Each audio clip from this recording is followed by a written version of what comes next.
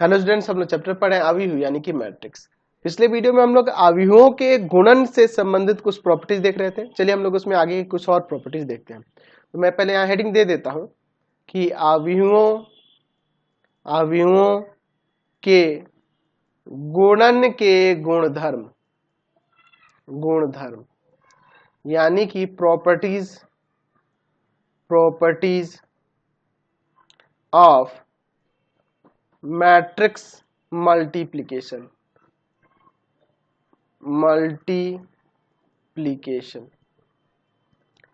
Matrix multiplication का हम लोग प्रॉपर्टीज देखने वाले हैं। चलिए तो अब अगला प्रॉपर्टी देखते हैं। 5 नंबर तक देख लिए थे। प्रॉपर्टी नंबर 6 देखते हैं। प्रॉपर्टी नंबर 6 क्या कहता है यह प्रॉपर्टी? यदि ए एक m/n अवयव है, m/n कोटि का अवयव है, तथा b और c n/p अवयव है, दोनों अवयव क्या है? n/p ऑर्डर के हैं, तो a इंटू में b माइनस सी इक्वल हो जाएगा ab माइनस ac के। तो इसको प्रमाणित करने के लिए हम लोग उस कंसेप्ट को नहीं चलेंगे, हम लोग डायरेक्ट भी इसको प्रमाणित कर सकते हैं। कैसे? देखिए इसका प्रमाण हम लोग जो पीछे प्रॉपर्टीज 5 पढ़े ना, उन्हीं में से यूज करने वाले हैं। a इंटू में b माइनस सी है, आप चाहो तो यहाँ पर a इंटू में b प्लस माइनस ऑफ सी ऐसे नहीं लिख सकते हैं? बिल्कुल लिख सकते हैं। अभी यहाँ पे हम लोग अभी जो पीछे प्रॉपर्टी पढ़े हैं वितरण नियम, उसके अनुसार क्या होगा, इनको अलग अलग मल्टीप्लाई कर सकते हैं। a इंटू बी, सेकेंड वाली प्रॉपर्टी वितरण नियम था ना जी, a इंटू माइनस सी। अच्छा, 5वीं प्रॉपर्टी जो हम लोग पढ़े थे कि किसी मैट्रिक्स में किसी निगेटिव मैट्रिक्स मल्टीप्लाई होगा तो माइनस ऑफ a इंटू सी ऐसे लिख सकते हैं कि नहीं? बिल्कुल। 5वीं प्रॉपर्टी से यहाँ पर a b और माइनस ऑफ a c। तो यही तो हमें दिखाना था। हमारा RHS आ गया कि नहीं? हमने LHS लिया, हमारा RHS आ गया, तो हो गया ये प्रमाणित। इसको हम लोग ज्यादा दिमाग लगाने की जरूरत नहीं। चलते हैं नेक्स्ट प्रॉपर्टी। चलिए नेक्स्ट प्रॉपर्टी देखते हैं। प्रॉपर्टी नंबर 7 देख लेते हैं। देखिए ये जैसा कि मैंने बताया कि अगर यहाँ ले लेते हैं कि यदि a और b दो अवयव हैं, ताकि ab और ba परिभाषित है। यानी कि इस तरह से ये दिया है a और b अवयव कि a b यानी a और b में मल्टीप्लाई, यानी कि इसका मतलब कि इसके नंबर ऑफ a के नंबर ऑफ कॉलम इसके नंबर ऑफ रो के इक्वल होंगे, और b परिभाषित होने का मतलब क्या है कि b का नंबर ऑफ कॉलम a के नंबर ऑफ रो के इक्वल होगा। तो ये इस प्रकार से परिभाषित हो तो a b ba के बराबर नहीं होगा। या आप ऐसे भी लिख सकते हैं कि अवयवों का गुणन क्रम विनिमय नहीं होता है। ठीक है जी, ये क्रम विनिमय नियम को पालन नहीं करते हैं। जैसे देखिए, मान लीजिए मैं यहाँ पर a का अवयव लेता हूँ, एग्जाम्पल से समझ लीजिए। 1 - 2 3 -4 2 5 ले लेते हैं। तो इसका 2 गो रो 3 गो कॉलम है। a का अवयव b ले लेते हैं, 2 3 4 5 2 1, ये 3 गो रो है और 2 गो कॉलम है। आप देखिए, अगर a इंटू बी की बात करते हैं, इसके नंबर ऑफ कॉलम इसके नंबर ऑफ रो के बराबर है, तो a इंटू बी निकाल सकते हैं पहले रो में पहले कॉलम से। ऐसे ही समझो ना, a इंटू बी जब निकालोगे तो इसका नंबर ऑफ कॉलम आ जाएगा, इसका नंबर ऑफ रो आ जाएगा, सर इसका नंबर ऑफ रो आ जाएगा, इसका नंबर ऑफ कॉलम आ जाएगा, ये ना 2/2 कोटि का हो जाएगा। अगर bA निकालेंगे तो देखो क्या होगा, यहाँ जो अभी निकल के आएगा bA निकालेंगे तो इसका नंबर ऑफ रो और इसका नंबर ऑफ कॉलम, ये 3/3 ऑर्डर का आ जाएगा। तो देखो ना, ये 2/2 ऑर्डर का मैट्रिक्स आएगा, ये 3/3 ऑर्डर का आएगा। तो कभी इक्वल हो सकता है? नहीं ना हो सकता है ना जी। और गुना करते भी है तो गुना नहीं करते, आपको समझ में तो आ गया ना प्रॉपर्टी। आप चाहो तो गुना करके देख सकते हो। आप a में b से गुना करोगे तो इसके नंबर ऑफ कॉलम इसके नंबर ऑफ रो के इक्वल, तो गुना पॉसिबल है। तो इसका कोटि क्या आएगा? 2/2। और bA की बात करें तो इसका नंबर ऑफ कॉलम इसके नंबर ऑफ रो के इक्वल है, तो इसलिए इसका कोटि कितना आ जाएगा? 3/3 है ना जी bA का। तो ये दोनों अलग अलग ऑर्डर के हो जाएंगे। तो ये कभी पॉसिबल है कि ये भी bA के बराबर हो जाए? नहीं ना हो सकता है। चलिए, तो ये प्रॉपर्टी समझ गए। हाँ, कभी ऐसी भी परिस्थिति हो सकती है कि ये भी bA के बराबर हो जाए, तो वो एक कंडीशन पे होगा, तो हर एक के लिए सेटिस्फाई नहीं करेगा, कभी कभी ऐसा हो सकता है। ठीक है, वो पॉसिबिलिटी हो सकती है कभी कभी, जब a और b मल्टीप्लाई करो या बी और ए मल्टीप्लाई करो, वो इक्वल आएंगे, और वो इक्वल आएंगे तो देखना वहाँ आइडेंटिटी हो जाता है, तो गुना करने पे आइडेंटिटी आता है, तो उसको एक का दूसरे का प्रतिलोम कहा जाता है। तो वो चीज हम लोग इनवर्स कहेंगे, बाद में वो बात करेंगे, फिलहाल हम लोग अपने कंसेप्ट पे आते हैं। चलिए अगला देखते हैं,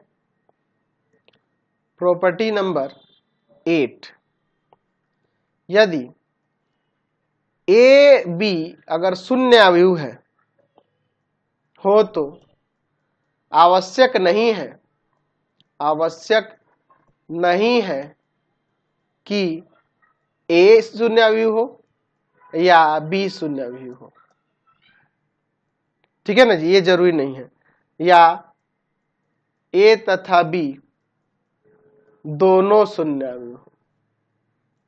अवयव हो, ये जरूरी नहीं है, ठीक है ना जी। ऐसा एक एग्जांपल से समझ सकते हैं।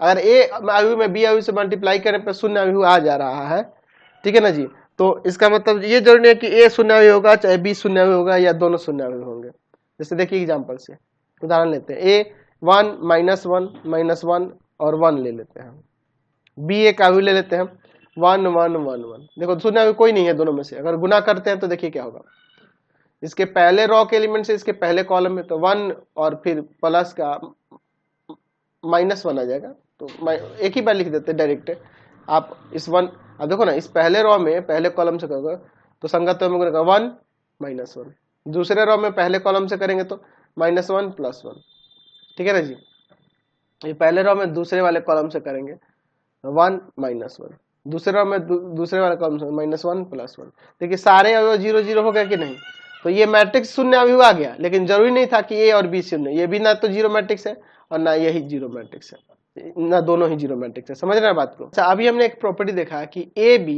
बी ए के इक्वल नहीं होता, अगर ए बी और बी ए परिभाषित है तो ए बी बी ए के इक्वल होता है, तो जब अगर मान लीजिए ए प्लस बी का होल स्क्वायर निकालो, तो अवयव में देखिए स्क्वायर को आप A square plus B square plus 2 भी मत कर देना, और अवयव होंगे तो इसको अलग अलग लिख सकते हैं, ए प्लस बी और इंटू में ए प्लस बी, और अब देखिए यहाँ गुना करने पे क्या आएगा, ए स्क्वायर यानी कि ए इंटू ए, बात को समझ रहे हैं ना जी, ए इंटू बी है ना, क्रम के अनुसार लिखना, बी इंटू ए, ध्यान रखना बी इंटू बी, तो ये तो ए इंटू ए स्क्वायर लिख सकते हैं कोई दिक्कत नहीं, लेकिन ये ए बी और बी ए मैट्रिक्स दोनों अलग अलग है, ध्यान रखना, तो इसको आप जो भी गुना करके वो लिखेंगे, समझ रहे ना बात को, या ये नहीं है कि आप इसको क्या कर दोगे, इसको आप ए बी और बी ए को एक ही करके 2a भी लिख दोगे, गड़बड़ हो जाएगा, क्योंकि ए बी बी ए के बराबर नहीं होता, अगर ये बराबर होता तब, अगर मान लीजिए किसी परिस्थिति में ए बी बी ए के बराबर हो तो वहां पर आप 2a भी यूज कर सकते हो, अगर नहीं होगा तो नहीं होगा। उसी तरह से अगर a प्लस बी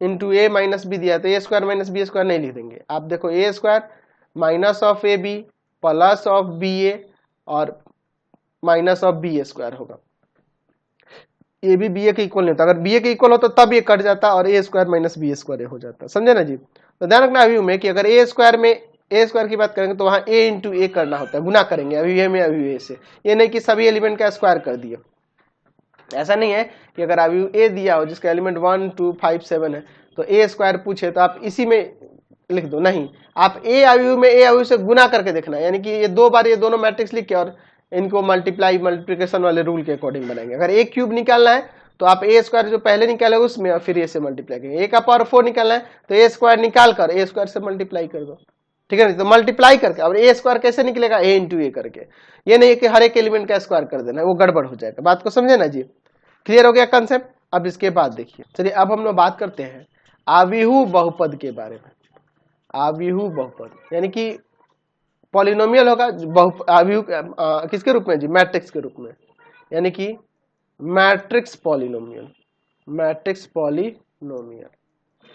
जैसा कि हम लोग जानते हैं कि किसी पॉलिनोमियल के बारे में, यहाँ पे मैं मान लेता हूँ, माना एफ एक्स इक्वल टू में दिया हुआ है ए 0 एक्स का पावर n प्लस में ए 1 एक्स का पावर n-1 प्लस में ए 2 एक्स का पावर n-2, इसी तरह से ये ए n-1 एक्स और प्लस में ए n, और यहाँ पर n जो होगा n बिलोंग्स करता है, घात में जो n है वो कोई नेचुरल नंबर से बिलोंग करता है, x में बहुपद है, यहाँ ये एक बहुपद दिया है, यहाँ पे इंक्लूडिंग जीरो भी ले सकते हैं या पूर्ण संख्या भी कह सकते थे, कोई दिक्कत नहीं, नेचुरल नंबर ही लेके चलो ना। तो एफ ए को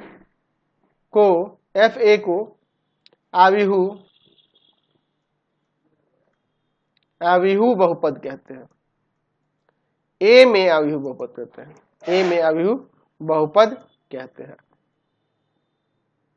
यानी कहने का मतलब क्या होगा कि जहां x है वहां पर a ले लेना होगा, तो आ जाएगा a0 a का पावर n, a1 a का पावर n-1, a2 a का पावर n-2, an-1 a, और फिर देखिए ये an है ना, तो an है तो an, और यहाँ पे ले लेंगे आइडेंटिटी, क्योंकि अवयव के रूप में लिखना है ना जिसे, तो यहाँ पे एक आइडेंटिटी यहाँ आ जाएगा। बात को समझे ना? तो इस तरीके से ये जो फॉर्म देख रहे हैं ये आपका मैट्रिक्स का ये फॉर्म तैयार हो गया, ठीक है ना जी। अवयव को हमने किससे बदल दिया, एक अवयव को हमने एक बहुपद को हमने किसमें बदल दिया, एक अवयव के रूप में इसको निरूपित करके दिखा दिया, ठीक है ना जी। तो अगर आपके क्वेश्चन में जैसे मान लीजिए दिया होगा कि f(x) एक फलन है जो है या बहुपद है x² प्लस का 2x प्लस का 5, तो अगर fa पूछेगा तो ये हो जाएगा a का स्क्वायर प्लस का 2a और प्लस का 5 आइडेंटिटी किसके ऊपर निर्भर करता है, जो अवयव a दिया होगा उसके कोटि के ऊपर निर्भर करेगा, ठीक है ना जी। तो इस तरह से हम लोग बहुपद अवयव निकालते हैं, ठीक है ना जी, या अवयव बहुपद निकालते हैं, समझे बात को। तो आज की क्लास में इतना ही रहने देते हैं, इसके बाद हम लोग अगले टॉपिक पे चलेंगे। फिलहाल आज की क्लास में इतना। आपको हमारे 3 चैनलों को सब्सक्राइब करना होगा। पहला है pathfinder classes Chhapra, pathfinder classes Chhapra. दूसरा है आपके पास भारती भवन रविकांत सर, और तीसरा चैनल है Ravikant sir RD Sharma solution. तीनों चैनलों को सब्सक्राइब कर लेंगे। इससे रिलेटेड वीडियो के लिए सीधे डिस्क्रिप्शन में, इससे रिलेटेड नोट्स के लिए गूगल पे जाकर सर्च करेंगे www.ravikantsir.in, और यहाँ जाकर आप सभी क्लासेस के नोट्स, उनके पीडीएफ को डाउनलोड कर सकते हैं, पढ़ सकते हैं। इंस्टाग्राम और फेसबुक पे जाकर पाथफाइंडर क्लासेस छपरा को लाइक एंड फॉलो करना नहीं भूलेंगे। Thanks for watching the video. Comment करके जरूर बताएं कि हमारे चैनल के वीडियोज आप सभी को कैसे लगते हैं। Thanks for watching.